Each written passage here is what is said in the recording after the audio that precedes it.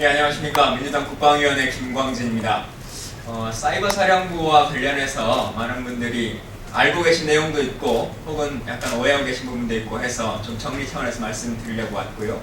또 하나는 국정원 사건과 관련해서 어제 검찰이 122만 건의 글이 추가로 됐다라고 하는 것을 얘기를 했습니다. 근데 과연 그것이 다일 것인가, 정말 그것은 빙산의 일각이다라고 하는 부분에 대한 이야기를 말씀드리고 싶어서 왔습니다. 먼저 내용으로 보시면요, 사이버 사령부의 요원들이 아시는 것처럼 많은 부분 공적 내용을 가지고 대통령 표창이나 장관 표창들을 받습니다. 근데 그 장관 표창을 받았을 때 내용 중에 어떤 일들을 했는가라고 하는 것을 자기들 스스로 밟고 있는 것이죠. 그게 곧 공적 조사라고 하는 것.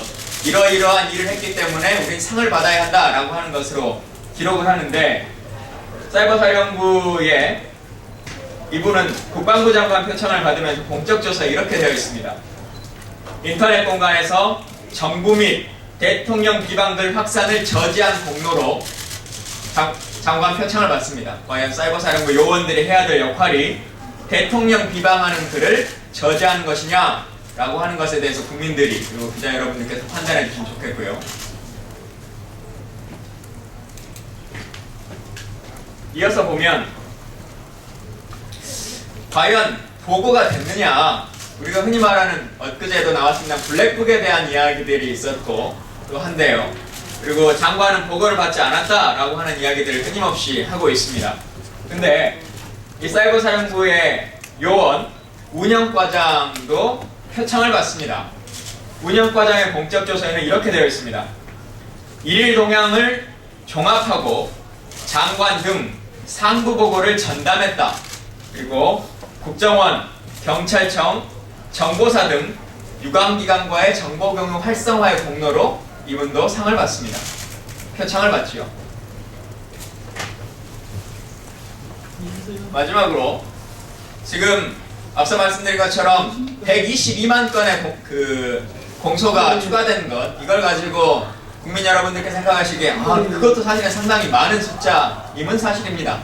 국민들이 생각하기에 그 정도 했으면 정말 조직적이고 체계적이다 라고 말할 수 있는 정도의 숫자이기도 합니다. 그러나 그건 정말 빙산의 일각일 수밖에 없다 라고 하는 것들을, 이걸 보시면 알 것 같은데요. 이게 사이버 사령부에서 가장 많이 등장하는 아이디인 질러라고 하는 아이디의 운영팀장의 공적 조서입니다. 이 운영팀장은 아시는 것처럼 사이버 사령부는 2010년에 창설돼서 11년, 12년, 13년으로 가면서 이제 바뀌어지는데요. 2010년에는 조직이 처음에 창설될 단계였고 인원도 그렇게 많지 않은 단계였습니다. 갈수록 40명씩 50명씩 늘어나죠. 그럼에도 불구하고 제가 이후의 것은 아직 공개하지 않겠습니다만 2010년의 상황만을 먼저 말씀드립니다. 2010년에 이미 계획으로 2천만 회의 계획이 되어 있었고 성과로 2,300만 회를 달성했다라고 하는, 목표를 초과 달성했다라고 하는 공로로 국방부 장관 표창을 받습니다. 내용은 앞서 말씀드린 것처럼 정부의 시책이나 혹은 대통령에 대한 비난을 저지하는 내용들입니다. 여기에는 G20 정상회담에 대해서 홍보를 잘했다라고 하는 것도 명시되어 있습니다.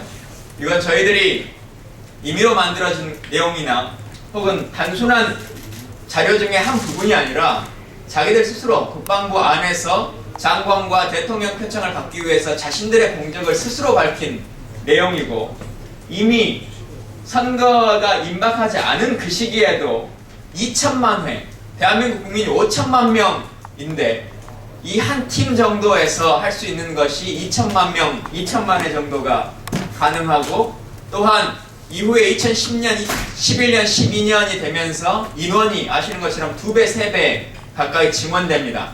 그래서 지금 국정원에서 말하고 있는 122만 건의 추가 공소제기, 이것은 말 그대로 빙산의 일각이다. 그리고 또 하나는 사실 현재 국정원의 사건을 담당하고 있는 검찰들이 물론 열심히 수고를 하고 계십니다만은 이 장관의 압력과 외부의 많은 외압을 통해서 밝혀낸 것이 122만 건인 것입니다. 아마 특검을 통해서 독립된 기구를 통해서 밝혀낸다라고 하면 정말 국민들이 생각하기에 생각할 수 없을 만큼의 숫자와 생각할 수 없을 만큼의 범위의 것이 나올 거라고 생각합니다. 특별검사는 결론을 위해서 필요한 것이 꼭 아닙니다. 특별검사가 조사권과 수사권을 가진 사람이 밝혀내는 그것을 통해서 국민들이 판단할 것이고 대한민국의 많은 사람들의 상식의 범위 안에서 판단의 근거를 마련하기 위해서 최소한의 조건으로 필요한 것입니다. 다시 한번 특별검사에 대한 내용을 촉구드립니다. 이상입니다.